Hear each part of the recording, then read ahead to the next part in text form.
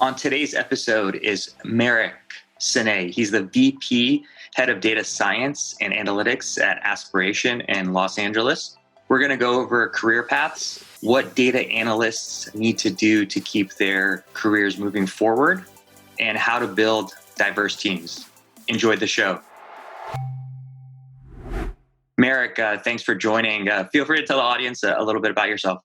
Hey, how's it going, everybody? So my name is Marick S. I'm VP, Head of Data Science and Analytics at Aspiration. A little bit about myself by way of introduction. Academically, background, Ph.D. in statistics, master's in statistics, and master's in economics. I've been in the broader financial services industry over 10 plus years, various different quantitative roles, econometrics, data science, machine learning, modeling. Started from the ground up with my sleeves rolled up deep into data, model building, predictive analytics, and rose through the ranks. And now I'm managing and building and leading teams, data science, data analysts, and I'm happy to be here on the show.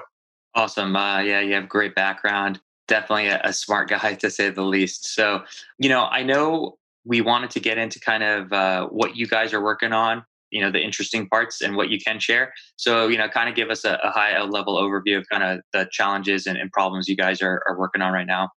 Yeah, for sure. It's a great question. So what we're up to today, like some of the things that I want to really highlight, we're using predictive analytics and predictive modeling for identity and fraud risk. We're doing so in real-time environments using machine learning models, XGBoost, deployed into real time. And during our application process for opening an account with Aspiration, we're using this in order to identify good actors versus bad actors that we want to let into the platform. So that's some of the bleeding edge kind of cool stuff that we're up to. But it doesn't take away from all the blocking and tackling around analytics that we provide, from business intelligence, dashboarding, reporting. Of course, there's a ton of ad hoc analysis with our data asset in order to really serve the entire enterprise, executive leadership, banking operations, finance team, our product team, as well as all the other requests that we serve the entire enterprise. How do you manage all these requests coming in? I'm sure you kind of sometimes want to put people on pause, but you guys got a lot of folks coming at you in different ways, different requests. How do you go about that? Jira is a lifesaver. We try to encourage self-service on the Jira portal, putting in tickets. We'll triage and farm it out to the team. But that having been said, there's obviously times where stuff comes in through Slack, through email, through phone, what have you. But it's never a dull moment. And so we try to serve our customers as best we can. We're willing to meet them wherever they want to kind of field those requests to us and just be sure that they're getting the data that they need and the analysis they need. And no more knocking on your door, I guess. Not during these days. That's right. That's right. Sounds like the Slack ping is, who wants what, right? That's right. Exactly. Yeah, no, I hear you. No, that's definitely interesting what you guys are working on. I know this notion right now of, data science as a whole, it's not extremely new, but in the sense of comparing it to software engineering, it's still very new. And I know there's a lot of ambiguity when it comes to, roles and responsibilities. And I know kind of I don't know if it's officially catched on, but the citizen data scientist, kind of this pseudo data analyst, that's kind of a hybrid data analyst, data scientist. So I wanted to get your thoughts on kind of the current state of, data analyst and kind of just let's start there. So no, that's a great question. And like just even over my limited time span in industry, I've just seen the growth in this area and the high demand for individuals with data, chops and data analytics and also a technology skill sets that go along with that. And if anything, I think that's only going to strengthen. It's really a matter of there's so much data available these days. We're capturing so much more data. It really then begs the question of the right individuals with the right skill set, the right mindsets in order to tease out the inference and the signal really that's buried deep within the vast amounts of data that we're capturing these days. I think conceptually still it's kind of the hierarchy. It's an analyst, then a data scientist. And I personally don't always think that within an org, depending on where it's at, that's necessarily the case. Sometimes analysts are more important than a data scientist. And I think that's kind of the stigma that's there. I mean, do you see that? And what's your opinion? Because I know, everybody's always very focused on technically, but, sometimes I think, personally you have feelings, and you kind of get this sense of like, am I less important? But to me, I definitely don't think that, but I'm just curious. I'm sure there's people that might feel that once in a while. So I'm just curious what your opinion is. Right. Yeah. No, fair question. I would caution folks to think about it like in a hierarchical way. They're two different functions, but that having been said, there's a ton of overlap. It's just a classic kind of Venn diagram with your ellipse in the middle of the football. Ton of overlap between a data scientist role and a data analyst role. A lot of bleed over. And I don't really think about them as hierarchical. They're really complementary in my mind. So I know that there's maybe that perception, but I've met really strong analysts and they just really don't have an interest necessarily in machine learning or predictive analytics, but they're really solid analysts. And that's really something to be proud of. And that talent set is really a unique talent set. So I wouldn't put them in the hierarchical phase. Every role has its responsibilities and it's critical to success, and especially on data teams. It's not just scientists or machine learning engineers. It's a team effort. I guess in that sense, where do you see kind of data analysts as a whole, kind of that role evolving to? I know there's a lot of tech that's always changing, but where do you see kind of that role evolving, and what do people need to do if they're in that position to kind of make sure that they're staying on the forefront? Yeah, great question. So I really think about data analysts. They're fastly becoming the sages, if I dare say, the oracles of enterprises. They are the go to when leadership needs to make business decisions, but in a data driven fashion. The very first group and teams and people that they turn to are the data folks. And that includes really solid data analysts. And just kind of circling back and tying in with your last question, for me, it boils down to a personality type that really drives that. I've met really great data scientists who maybe they don't have an inquisitive nature, and then vice versa. I've met data analysts that just have an inquisitive nature that really want to peel back, go one layer down, another layer into the data asset. That really is where the differentiator becomes important. So you feel like that key distinction is that inquisitiveness, right? From being an analyst, a scientist. I mean, technically they're doing a lot of similar work, but for you personally, you feel like that's where somebody needs to make that decision, whether they're that person or not. Right, exactly. And like, let's frame it up this way. Somebody may have read, elements of statistical learning front to cover and they've memorized the entire book, and that's great. If that's not also coupled with like an intellectual curiosity and a inquisitiveness around the data asset to continue to push further and further and deeper down in, then I think there's some room for improvement there. Vice versa, somebody may have, no exposure to, kind of the formal machine learning, predictive analytics, but it's just really that personality type that's that intellectual curiosity and just willingness to continue to push into the data asset further and further in order to really uncover the deep insights. And from your experience, the analysts that you feel like have done a really good job in being inquisitive, there's that notion of you can be too inquisitive and the curiosity kill the cat, and you can borderline be annoying. So how does somebody straddle that line of, not pressing people, but also pressing people to get what they want, and also kind of ask the right questions to get to the right data? Yeah, great question. And so the next thing that I'll highlight would be business acumen, is that knowing when I've delved deep enough into this problem, I've uncovered as many layers as I can, but keep bearing in mind the business acumen. So staying laser focused on the key goals and objectives of the business in order to come up with a data asset and inference and insights into the data that can provide business with those decisions that they need to make from that data driven standpoint. So it's business acumen coupled with that inquisitiveness and that intellectual curiosity. Yeah, what would you say? There's some analysts and I think even some data scientists that could probably benefit. So, you're technically strong and you get it. You understand that you need to be stronger from a business perspective. But then you're like, okay, you're looking around for help, for a lifeline. What advice do you have for people to strengthen that side where everybody knows it needs to be there, but there's not a lot of information out there to improve it? Yep, no, that's great. And I think that really comes from, it's that domain expertise, becoming that subject matter expert at whatever shop you're at. Almost always, when we do, at the beginning of the year, we set out goals for the year almost perennially every year. And it's actually on my goals too, which is learn the business better. Usually our technical chops are pretty, yes, like, hey, I want to go learn how to use PyTorch. Great, that's a good one. But what has to also be in there in that key goal for that objective for that year is just learn the business better. And anybody who comes to you and just says, no, I know this business in and out, I don't buy it. We can always go further and learn more about the business. So how do you accomplish that? There's not a course. I mean, you can't generally, because it's shop specific. It's engaging with the different folks in the enterprise. Don't be siloed up. Make sure that you engage with the product folks. Make sure you engage with the finance folks to really kind of delve in and understand, what is driving the business. There's a really quick anecdote. I came straight out of grad school. I was lucky. I landed a great role, quantitative role at Bank of America. One of the directors kind of was working with me, and I'm pounding away coding, and he's kind of looking over my shoulder, and he's amazed at the cool things that I'm peeling out of the data. And I'm like, do you see this? Do you see this? And he's like, this is great. Like, this is great. Keep going, keep going. He paused a moment. He goes, Marick, do you know how the bank earns money? And I kind of had to say, I think so. I have, smart guy, I'm pretty sure. But you know what? I didn't have that course in grad school. Do you mind kind of sharing with me? And I think it's those moments where you engage with people who can share the business insights.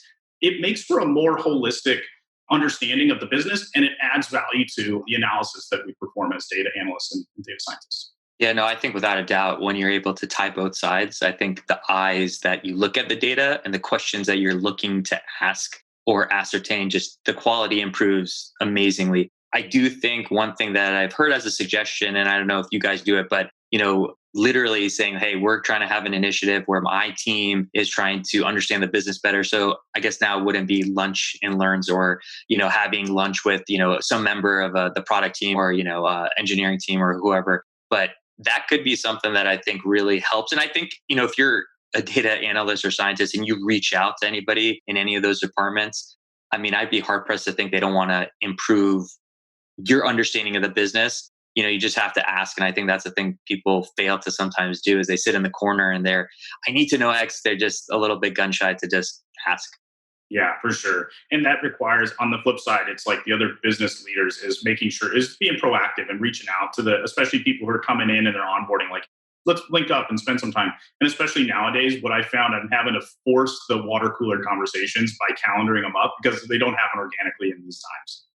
So are you guys doing more, I guess, more formal touch bases?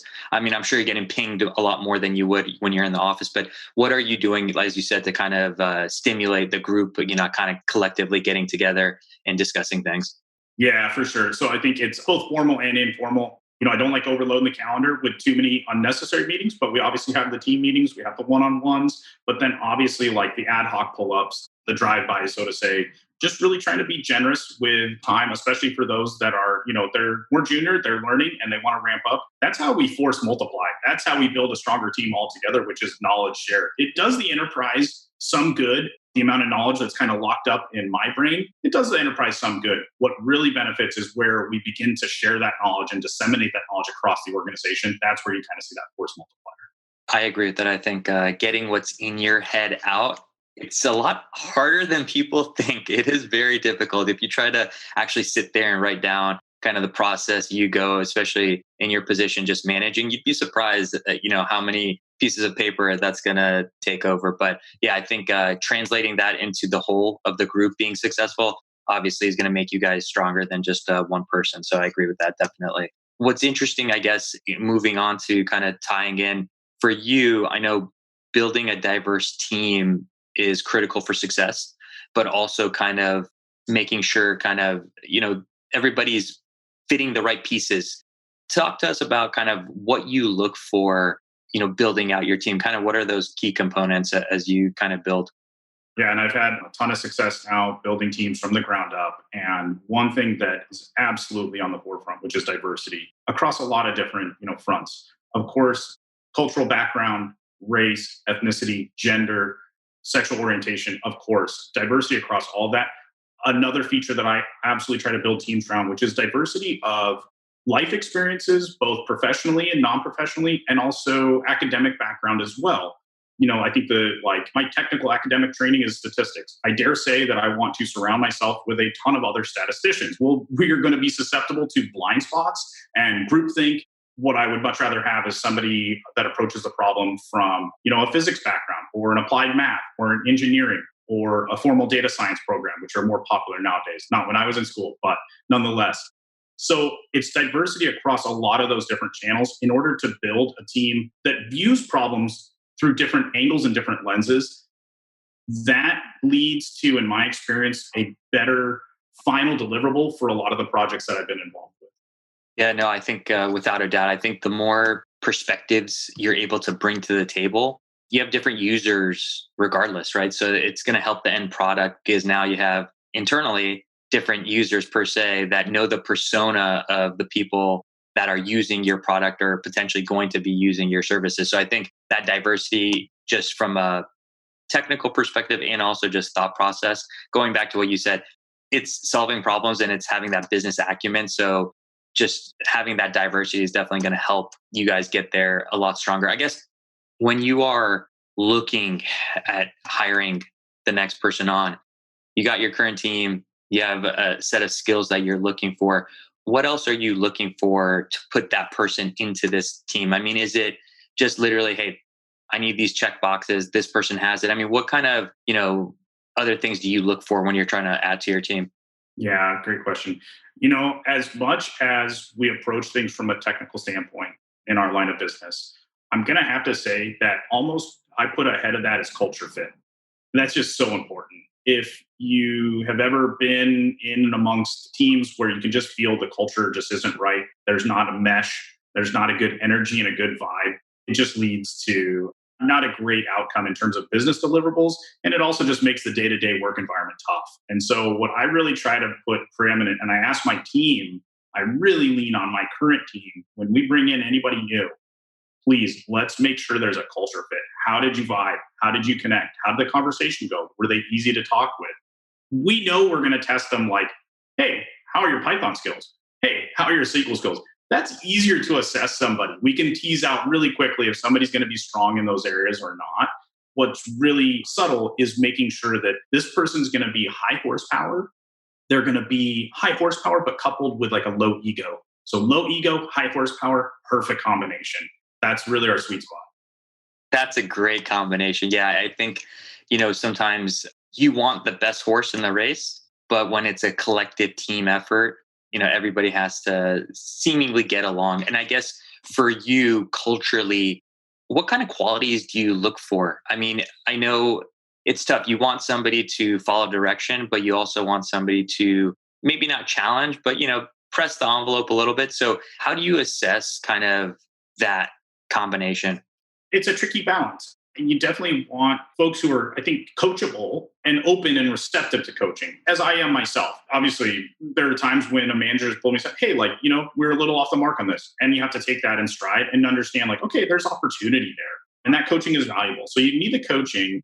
But then at the same time, absolutely, you want somebody who's going to come in and press that envelope and be willing to kind of be assertive and kind of challenge the status quo. And how can we do things better? And why are we looking at it this lens? Let's look through it this way. You absolutely need that. And it's tricky to tease that out during the interview process. But I've been pretty successful leaning on the teams around me that we all kind of know that we need that quality in people as they come in. And I've been pretty good about teasing that out, especially leaning on my teams in the past for helping to identify folks who have those qualities. Yeah, it makes sense. I was curious, after an interview, what's your guys' debrief? Is it right after the interview, or what do you guys do to kind of collectively get everybody's opinions and thoughts? So the process is pretty standard. I've used it throughout. I learned it way back when during my Zest Finance days, but it's a pretty standard process. Everybody must submit their individual feedback without bias independently prior to coming together, and then come on as soon as we kind of get the last one in. We do try to get regroup, if not that same day, within the next day, because it's still fresh and our impressions are so fresh. And we just go around the horn, just ask everybody hey, what was your take? And I try to hang back and don't give my input first because I definitely want to hear from the team. I don't want to bias anybody. And so I love to get that feedback that's fresh, to your point, same day, day after ideally, but also independent. And I asked the team, hey, please let's not talk to each other about candidates after until we kind of all come together at the round table. Been pretty good with that program. Yeah, no, I think that's kind of the best way to go about it. That's how internally we work.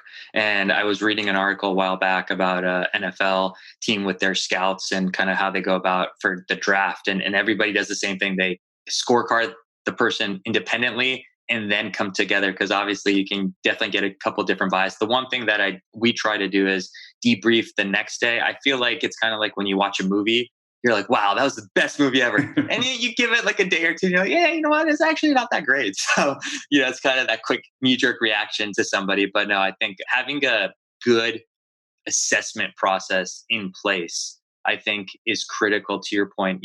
Culture fit is it's a bit ambiguous compared to the technical side, but I think to your point, when you have kind of a process in place and the team knows to find the right culture fit, we got to follow this process and this procedure, then I think it gives you the best chance to kind of get there.